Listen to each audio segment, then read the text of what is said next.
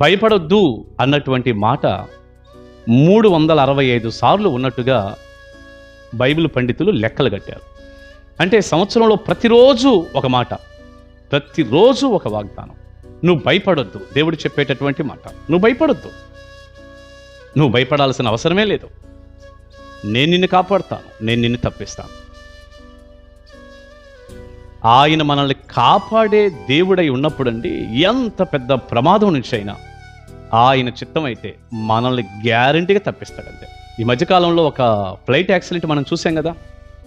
ఆ యాక్సిడెంట్ మీరందరూ చూశారు. అహ్మదాబాద్ నుండి లండన్ వెళ్తున్న విమానం. అందులో 242 మంది ఉన్నారు. మొత్తం టోటల్గా ఫ్లైట్ మొత్తంలో ఉన్నవారు, పైలట్లు కానివ్వండి, క్రూ సిబ్బంది కానివ్వండి, ప్రయాణికులు కానివ్వండి, అందరూ కలిపి 242 మంది.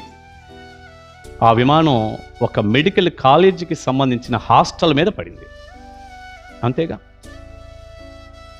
242 మందిలో 241 మంది చనిపోయారు. విమానంలో ఉన్నవారి లెక్క, హాస్టల్లో ఉన్నవారిది కాదు నేను చెప్పేది. ఒక్క వ్యక్తి మాత్రం బ్రతికి బయటకు వచ్చేసాడు. ఆ విమానం ఎప్పుడైతే అలా మొక్కలైందో ప్రియులారా, మరి అసలు ఆ సీట్లో నుంచి ఎలా ఎగిరిపడ్డాడో, ఎలా వచ్చాడో, ఒక ఆశ్చర్యం అది. ఇది ఆశ్చర్యం అది. ఏదో 10 మంది బయటపడ్డారులేండి, 10 మందిలో ఎత్తనకుండా కాదు. అసలు ఎంత ఆశ్చర్యం అది. 241 మంది అలాగ కాలి బూడిదైతే ఒక్క వ్యక్తి, ఆ రమేష్ విశ్వాస్ అనేటటువంటి ఒక్క వ్యక్తి బయటకు వచ్చేసాడు. నడుచుకుంటూ వచ్చేస్తున్నాడు.